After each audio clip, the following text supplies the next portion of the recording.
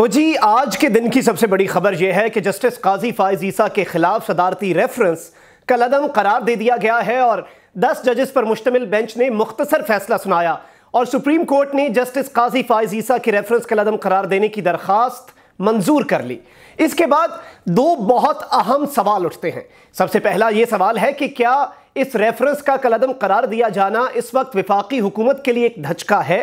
तो इसका जवाब है जी हां, यह एक बहुत बड़ा धचका है। दूसरा सवाल यह पैदा होता है कि क्या यह रेफरेंस कलअदम करार दिया जाना जस्टिस काजी फाइज ईसा की जीत है और क्या जस्टिस काजी फाइज ईसा को क्लीन चिट मिल गई है? तो इसका जवाब है बिल्कुल नहीं। इस पूरे फैसले पर बहुत से लोग जश्न मना रहे हैं, बहुत से लोग विफाकी हुकूमत को तनकीद का निशाना बना रहे हैं और खुले या ढके छुपे अल्फाज में इदारों को भी मलाइन किया जा रहा है। शायद ये वही लोग हैं जो आज से कुछ दिन कबल तक, कुछ माह कबल तक जो इसी अदलिया के फैसले थे इनके लीडरान के खिलाफ, उनकी नाअहली के खिलाफ, उनकी सजाओं के खिलाफ, उन पर तनकीद कर रहे थे। लेकिन सबसे पहले इन्हें मैं ये बताना चाहता हूं कि सुप्रीम कोर्ट ने सिर्फ और सिर्फ इस रेफरेंस को कलअदम करार नहीं दिया, लेकिन साथ ही साथ एक हुक्म भी दिया है कि एफबीआर जस्टिस काजी फाइज ईसा की बेगम और उनकी फैमिली को नोटिसेस भेजेगा। पूरी प्रोसीडिंग्स जो है वो 60 दिन में मुकम्मल की जाएंगी और एक रिपोर्ट सुप्रीम जुडिशल काउंसिल को भेजी जाएगी और सुप्रीम जुडिशल काउंसिल इस पर सुओ मोटो नोटिस लेकर, यानी कि अज खुद नोटिस इस रिपोर्ट की बुनियाद पर लेकर कार्रवाई का फिर से आगाज कर सकता है।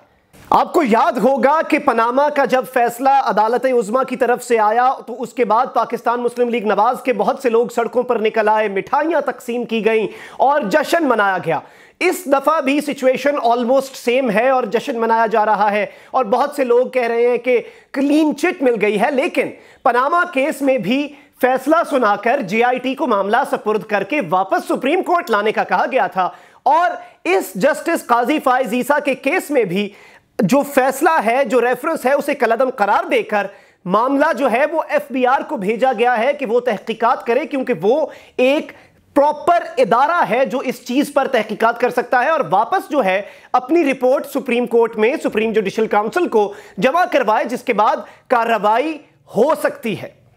बिलाशुबा इसमें पीटीआई की हुकूमत की गलती है, उन्होंने बहुत जल्दबाजी की, टेक्निकली साउंड नहीं था ये रेफरेंस, इसमें बहुत से सुकम छोड़े गए, कानूनी तकाजे प्रॉपर तरीके से पूरे नहीं किए गए, जिनकी बिना पर यह रेफरेंस कलअदम करार दिया गया है। और साथ ही साथ ये भी बताऊं कि जस्टिस काजी फाइज ईसा के लिए मुकम्मल फतह इसलिए नहीं है क्योंकि जस्टिस काजी फाइज ईसा ने दो दरखास्तें की थी। नंबर 1 कि इस रेफरेंस को कलअदम करार दिया जाए, जो कि मंजूर कर ली गई, और दूसरा अहम नुकता यह है कि उन्होंने ये मामला एफबीआर को भेजने की मुखालफत की थी। तो ये एक नुक्ते पर जिसकी उन्होंने मुखालफत की, उस पर सुप्रीम जुडिशल काउंसिल ने उनकी बात नहीं मानी और उनके खिलाफ ये जजमेंट दी है। तो भाई तमाम तर लोगों से ये दरखास्त है कि किसी भी कंक्लूजन पर ना पहुंचें, अभी तफसीली फैसला आना बाकी है, अभी जश्न भी ना मनाएं और मिठाइयां तकसीम करने से गुरेज करें, क्योंकि हो सकता है कहीं ऐसा ना हो कि पनामा की मिठाइयां तकसीम करने के बाद जीआईटी की रिपोर्ट गले पड़ गई थी, तो इस तरह का कुछ ना हो जाए।